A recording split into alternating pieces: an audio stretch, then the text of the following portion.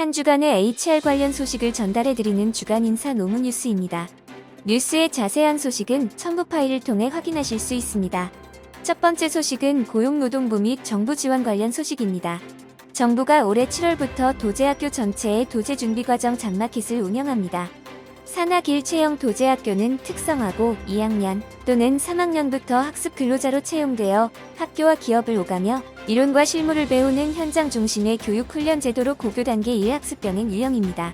2015년부터 운영된 산하길 채용 도제학교는 2020년까지 누적 163개 특성화고 2430명이 참여하였으며 참여 학생 및 기업 등의 호응이 좋고 2020년 기준 59.3%의 높은 취업률을 보이는 등 특성화고 청년의 취업률 제고 및 중소기업 고용 미스매치 해소에 기여해 왔습니다. 그러나 일부 현장에서는 학생과 기업 상호 간에 충분한 정보가 제공되지 못하는 상황에서 채용이 이루어지는 경우도 있어 기업에 적응하지 못하고 중도 포기하는 학생이 발생하는 등 부작용이 발생하였습니다. 이에 도제학생과 기업이 상호 충분한 정보를 탐색할 수 있도록 기업 사전 설명회와 학생의 자기소개 영상을 사전에 공유하고 스스로 선택한 기업과 학생 간 다대다 면접 또는 비대면 화상 면접이 이루어지는 도제준비과정 잔마켓을 2020년 12월 시범 운영하였습니다. 그 결과 149개 기업에 303명이 취업하는 성과를 거두었으며 올해 7월부터 도제학교 전체로 확대 운영할 계획입니다. 정부가 중위기술 제조 중소기업 전용 기술 개발을 본격 지원합니다. 중소벤처기업부는 중위기술 분야 제조 중소기업의 경쟁력 강화를 지원하는 제조 중소기업 글로벌 역량 강화 사업에 참여를 희망하는 기업을 3월 10일까지 모집한다고 밝혔습니다. 중위기술은 경제협력개발기구 OECD가 분류한 기술집 약도 기준의 중고중저 2개 단계에 해당하는 업종을 말하며 한국표준산업분류 내 중분류 기준으로는 전기장비, 화학제품, 기계장비 제조업 등 11개 업종에 해당합니다. 중기부는 올해 중위기술 제조 중소기업의 주력제품 고도화와 신제품 개발을 지원하는 중위기술 제조기업 전용 기술개발 사업을 신설하고 해당 분야 생산 품목의 전업률이 50% 이상인 중소기업을 지원합니다. 참여를 희망하는 중소기업은 중소기업 기술개발 종합관리 시스템에서 온라인으로 신청할 수 있습니다. 다음은 채용 관련 소식입니다. 취업을 준비하는 구직자의 46%가 코로나19로 인해 취업 목표가 이전과 달라졌다고 응답했습니다. 구인구직 플랫폼 사람이니 구직자 2,000명에게 2021년 취업 목표 변화에 대한 설문조사 실시 결과 46%가 취업 목표가 이전과 달라졌다고 응답하였으며 가장 많이 변한 부분은 취업하고자 하는 업종으로 나타났습니다. 이어 연봉 수준, 직무 변경, 기업 규모 순으로 나타났습니다. 구직자들이 취업 목표를 변경한 주된 이유는 취업을 빨리 하기 위해서로 나타났으며 목표하는 기업은 응답자의 절반 이상이 중소기업을 목표로 하고 있다고 밝혔습니다. 취업 목표를 변경한 구직자들은 현재 목표하는 기업이 본인의 스펙 수준을 고려할 때 적절하다는 비율이 44.6%로 가장 많았지만 훨씬 낮춰가는 것이라는 응답도 40.9%로 비슷한 수준으로 집계되었습니다. 다음은 보상 관련 소식입니다. 지난해 중소기업의 사업 부진이나 조업 중단에 따른 일시휴직자가 2019년에 8배에 가까운 수준인 30만 명대로 급증한 것으로 나타났습니다. 일시휴직자는 직업이나 사업체가 있지만 일시적인 병, 휴가, 노동쟁해, 사업 부진, 조업 중단 등의 사유로 일하지 못하는 사람을 의미합니다. 중소기업연구원과 통계청에 따르면 종사자 300명 미만 중소기업의 지난해 일시휴직자는 75만 341명으로 2019년에 2배가 넘는 수준으로 나타났습니다. 중소기업의 위기는 종사자 300명 이상의 대기업과 비교했을 때 더 뚜렷하게 나타났는데 지난해 대기업의 일시휴직자는 8만 6,435명이며 이 중 사업 부진이나 조업 중단에 따른 일시휴직자는 1만 1,183명으로 전체의 12.9%에 그쳤습니다. 전문가들은 중소기업 일시휴직자가 실직으로 이어질 가능성이 크다고 경고했는데 실제로 사업 부진과 조업 중단으로 인한 일시휴직자가 1명 증가하면 그 다음 달 취업자는 0.35명 감소하고 2달 뒤에는 0.58명 감소해 일시휴직자가 2달 뒤 미취업자가 될 확률이 최대 58%로 나타난다는 분석 결과가 있다고 밝혔습니다. 전문가들은 코로나19로 인한 피해가 큰 업종과 청년, 여성을 상대로 한 대책을 강화해 일시휴직 인력이 일터로 복귀할 수 있도록 채용과 연계된 다양한 지원책이 필요하다고 조언했습니다. 최근 공정성에 민감한 MZ세대 직원들이 늘고 코로나19로 인한 업무 환경 변화가 이어지면서 기업마다 인사평가를 둘러싼 갈등이 커지고 있습니다. MZ세대는 밀레니얼 세대와 Z세대를 아우르는 세대로 이들의 불만에 대해 구성원들을 만족시킬 수 있는 기준과 방식을 마련하기 위한 기업 인사 담당자들의 고민도 깊어지고 있습니다. 특히 코로나19로 인한 재택근무 확산은 인사평가 홍역을 더욱 심화시켰는데, 같은 사무실에서 함께 일하며 동료의 근태나 업무를 자연스럽게 공유했던 과거와 달리 각자 업무나 성과를 알지 못하는 깜깜이 근무 체계로 인사고과에 대한 갈등이 커진 것입니다. 성과급 등 보상과 연동되는 평가에 대한 불만으로 회사를 공개 비판하는 일도 잦아지고 있어 기업 관계자들이 바짝 긴장하는 경우도 발생하고 있는데, 이들에 대한 설득 실패는 본인재 유출로 이어지고 이는 관리자의 무능으로 평가되는 분위기로 귀결되기 때문이라고 밝혔습니다. 다음은 노동조합 및 노사관계 관련 소식입니다. 2020년 말 여의도 LG트윈타워 청소노동자들이 집단해고되면서 10년 전 홍익대 청소노동자들의 집단해고와의 유사성이 나타나고 있습니다.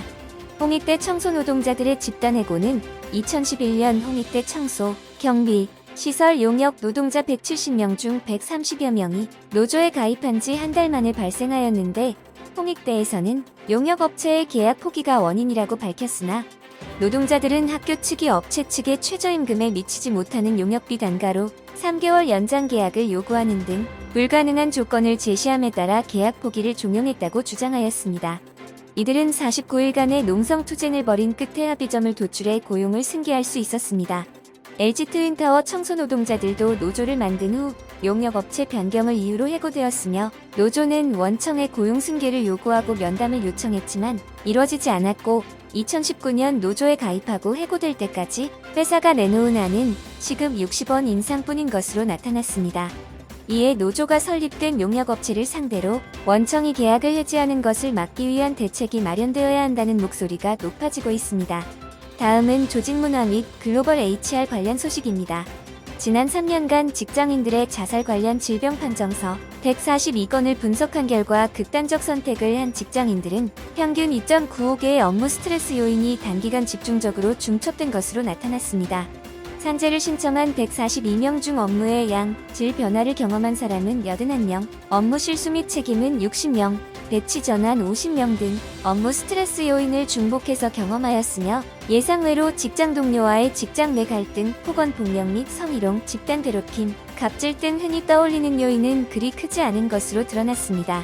또한 업무로 인한 자살이 한 번의 사건으로 인해 발생하기보다 직무 변화, 업무 부담, 상사 및 동료와의 갈등, 극단적 선택이라는 일정한 경로를 따라간다는 사실도 발견되었습니다. 그 외에도 승진 후 극단적 선택을 하는 경우도 다수 발견되었는데, 이는 업무의 양과 질이 급격히 달라지면서 심리적 압박이 커지고 책임과 업무가 과하게 늘어난 반면, 이에 따른 권한과 권리가 주어지지 않는 경우가 발생하기 때문으로 보고 있습니다. 특히 이들은 중간 관리자로 승진 후 이런 선택을 하는 경우가 많았습니다. 전문가들은 스트레스가 될 큰 사건을 겪고 이를 극복하는 과정에서 노동자들이 다시 좌절과 불안을 느끼게 되고, 이를 다시 극복하는 최선의 방법이 스스로 목숨을 끊는 것이라고 생각하기 때문으로 분석한다고 언급하며, 다만 이번 분석은 모든 업무상 자살을 보여주는 것이 아닌 산재로 인정해달라는 서류를 분석한 결과로 이 분석이 전체를 의미하는 것으로 해석되어서는 안 된다고 지적하였습니다. 다음은 노무 및 법률 관련 소식입니다. 앞으로 아파트 경비원에게 경비 업무 외에 청소, 주차, 분리수거, 택배 보관 등 다른 업무를 맡기면 일반 근로자처럼 근무 시간이 제한됩니다. 업무 강도가 높은 만큼 장시간 근로하지 않도록 휴식을 법적으로 보장하는 것입니다. 노동부는 지난 17일 아파트 경비원의 전체 업무 중 다른 업무의 비중이 크면 감시, 단속적 근로자 승인을 하지 않는 제도 개선 방안을 마련했다고 밝혔습니다. 이들 근로자는 심신피로가 적다는 이유로 고용부 승인하에 근로기준법상 근로시간 규정을 적용받지 못하며, 이로 인해 연장근로, 휴일근로에도 가산수당을 받지 못하거나 연차 유급휴가를 받지 못하는 등 사실상 근로기준법의 보호를 받지 못합니다.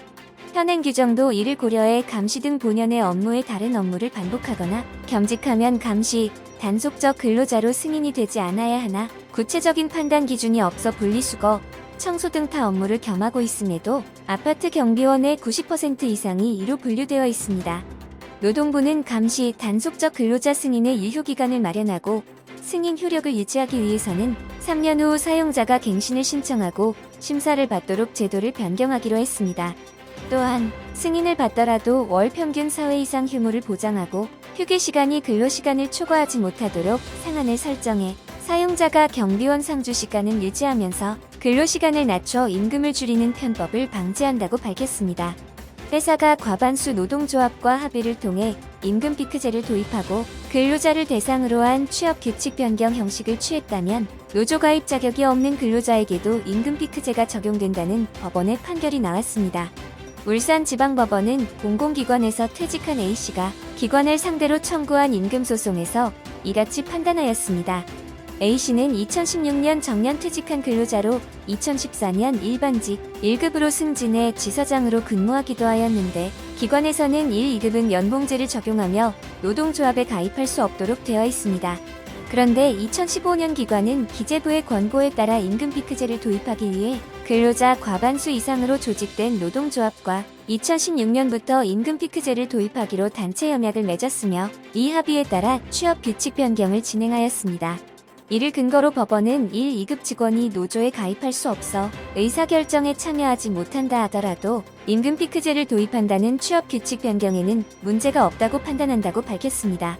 즉, 임금 피크제 도입을 위해 노사 간 합의인 단체 협약뿐 아니라 취업 규칙을 변경하는 과정에서도 절차적 요건인 과반수 직원의 동의가 충족된 것으로 볼 수 있다고 설명하였습니다.